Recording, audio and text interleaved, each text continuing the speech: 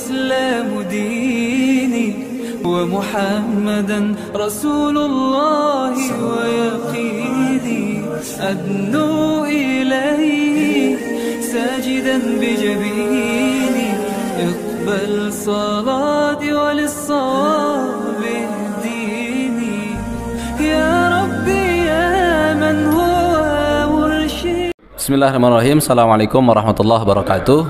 Innal hamdalillah nahmaduhu wa nasta'inuhu wa nastaghfiruh wa na'udzu billahi min syururi anfusina wa min sayyiati a'malina may yahdihillahu fala mudhillalah wa may yudlil fala hadiyalah.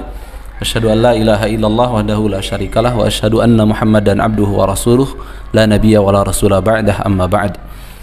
Sahabat pembelajar yang dimuliakan Allah Subhanahu wa taala, insyaallah di channel ini kita akan sama-sama belajar tentang bagaimana ilmu waris dalam Islam. Akan ada beberapa tahap pembelajaran yang akan kita lalui bersama. Mungkin akan ada minimal 10 series ke depan kita akan belajar tentang ilmu faraid. Nah, hari ini sebagai awalan, sebagai permulaan, kita akan coba menerangkan sedikit tentang pengantar ilmu faraid atau ilmu waris dalam ajaran Islam. Baik sahabat pembelajar yang dimuliakan Allah Subhanahu wa taala, di dalam Islam seseorang memegang harta sifatnya adalah amanah dari Allah Subhanahu wa taala. Maka kepemilikan mutlak ada pada Allah Subhanahu wa taala. Manusia hanya diberikan amanah untuk memegang dan memberdayakan harta itu sementara. Maka ketika yang diberikan amanah tersebut, yakni kita selaku manusia, meninggal, sudah barang tentu hartanya akan kembali kepada sang pemilik sejati, yakni Allah Subhanahu wa taala. Maka menjadi hal yang logis apabila Allah lah satu-satunya yang menentukan kepada siapa harta yang sebelumnya kita pegang dibagi-bagikan. Maka dari itu dalam ajaran Islam ada aturan tersendiri bagaimana harta yang kita tinggalkan setelah kematian kita dibagi-bagikan, dan kita kenal hari ini sebagai ilmu faraid atau ilmu waris dalam Islam. Sebelum kita mempelajari ilmu faraid dalam Islam, maka ada beberapa prakondisi yang mesti kita tanamkan dalam hati kita, bahwa belajar ilmu faraid bukan hanya sebatas belajar, tapi lebih dari itu ada keharusan untuk mengamalkan ilmu tersebut andai kata hal itu menimpa pada diri dan keluarga kita. Maka dari itu prakondisi yang harus kita siapkan adalah jadikan belajar ilmu waris sebagai bentuk ketaatan kita kepada Allah Subhanahu wa taala dan kepada Rasulullah sallallahu alaihi wasallam. Karena bisa jadi nanti setelah kita belajar akan banyak ditemukan sesuatu hal yang dalam ilmu waris, dalam ilmu faraid tidak sesuai dengan hati kita, tidak sesuai dengan keinginan kita, bahkan tidak sesuai dengan nalar kita.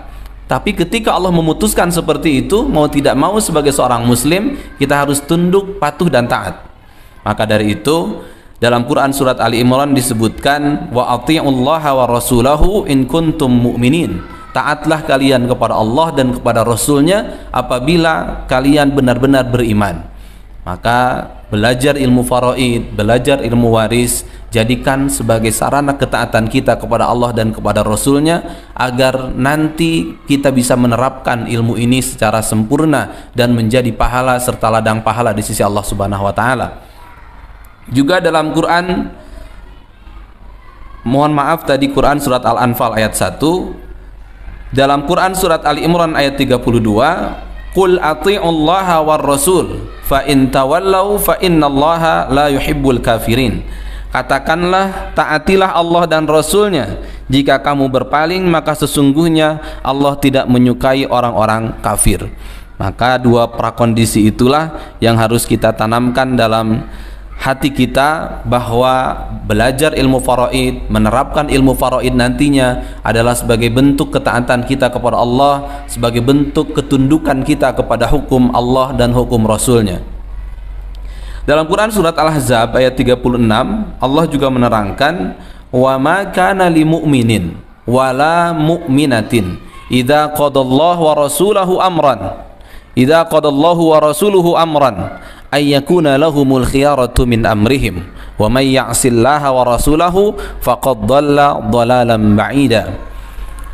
Dalam ayat ini Allah Subhanahu wa taala menerangkan bahwa kita selaku mukmin, laki-laki atau perempuan, tidaklah patut ketika Allah telah menetapkan dan Rasulnya telah menetapkan hukum satu perkara, ayyakuna lahumul khiyaratu min amrihim, kita masih ada ulah pilih terhadap ketetapan yang Allah telah tetapkan. Maka jadilah karakter mental kita ketika Allah menjelaskan, ketika Allah menetapkan hukum satu perkara, dalam hal ini ketetapannya dalam ilmu faraid, dalam ilmu waris, maka kita harus benar-benar tunduk, patuh dan nerima apapun yang Allah dan Rasulnya tentukan. Atau selanjutnya dalam Quran surat An-Nur, innama kana qaulal mu'minin idza du'u ila Allah wa rasulihi liyahkuma bainahum ay yaqulu sami'na wa ata'na wa ulaika humul muflihun. Sesungguhnya jawaban orang-orang mukmin bila mereka dipanggil kepada Allah dan kepada Rasulnya agar Rasul menghukum atau mengadili di antara mereka, ialah ucapan yang keluar dari mereka, sami'na, kami dengar, wa ata'na, dan kami taat. Termasuk sekali lagi dalam konteks belajar ilmu waris, kita bukan hanya sekedar pengetahuan bahwa kita cukup mengetahui oh seperti itu ilmu waris dalam Islam, tidak, tapi menuntut untuk menjalankan, menuntut untuk dilaksanakan, menuntut untuk diaplikasikan. Andai kata satu saat kita ada di momen tersebut, kita dan keluarga kita ada salah satu yang meninggal, maka sudah menjadi kewajiban kita untuk melaksanakan tata cara pembagian harta berdasarkan ilmu waris. Sahabat pembelajar yang dimuliakan Allah Subhanahu wa taala, tadi kita mempelajari atau memahami bahwa kepemilikan harta dalam Islam mutlak milik Allah Subhanahu wa taala. Kita sebagai manusia adalah hanya penerima amanah. Oleh karenanya Allah lah yang lebih berhak sepersekiannya kepada siapa jatuhnya, sisanya kepada siapa jatuhnya harta yang kita tinggalkan, atau siapa yang tidak kebagian, siapa yang kebagian dan berapa bagiannya, itu merupakan mutlak dari Allah Subhanahu wa taala, dan kita harus iman atas pembagian yang Allah bagikan. Dalam Quran surat Al-Hadid ayat 7, aminu billahi wa rasulihi wa anfiqu mimma ja'alakum mustakhlafina fihi. Jadi Allah menegaskan dalam Al-Hadid ayat 7 tentang pernyataan yang tadi, bahwa kita hanyalah pemegang amanah dari harta yang Allah berikan. Oleh karenanya ketika kita memegang harta sebagai muslim, tidak bisa dengan serta-merta melakukan hal yang terserah kita, enggak terserah kita, meskipun harta itu secara formalnya milik kita, hari ini kita yang megang, tapi ada hukum-hukum yang kita harus tunduk kepadanya, yakni hukum Allah Subhanahu wa taala, karena kita mustakhlafina fi, hanya orang yang diberikan amanat atas harta itu. Sebelum kita memahami ilmu waris dalam Islam, kita akan coba komparasikan dengan bagaimana sebenarnya hukum waris sebelum Islam. Di hukum waris sebelum Islam atau di masa jahiliyah, ternyata ada perbedaan yang sangat signifikan, bahwa anak perempuan itu tidak berhak mendapatkan warisan. Ini kan menjadi sebuah luar biasa diskriminasi terhadap perempuan, bahwa anak perempuan itu sama sekali tidak mendapatkan waris karena mereka bukan ahli waris. Itu dalam tata waris zaman jahiliyah. Juga anak yang belum dewasa, laki-laki maupun perempuan, juga tidak berhak mendapatkan waris. Anak laki-laki pun, anak perempuan, selama mereka masih anak-anak, maka ini pun sama, golongan yang dikecualikan untuk menjadi ahli waris dan tidak mendapatkan warisan. Lantas harta waris diberikan kepada siapa kalau seperti itu? Di masyarakat jahiliyah, warisan hanya diberikan kepada anak laki-laki yang sudah dewasa, anak laki-laki si mayit yang sudah dewasa dan ditandai dengan kemampuan menunggang kuda yang baik serta dapat bertempur di medan perang. Jadi itu syarat untuk mendapatkan warisan di tengah masyarakat jahiliyah adalah anak laki-laki itu pun harus sudah dewasa, itu pun harus penunggang kuda yang baik, itu pun harus anaknya yang pemberani dan mau diajak untuk bertempur. Karena kita tahu kan budaya mereka dulu, mereka bermusuhan satu sama lain, satu kabilah dengan kabilah yang lain juga berperang.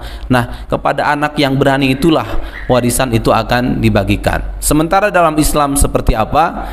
Maka insya Allah kita akan bertemu di seri selanjutnya yang akan kita bahas tentang ilmu faraid selanjutnya. Demikian, kita bertemu lagi di sesi berikutnya. Assalamualaikum warahmatullahi wabarakatuh.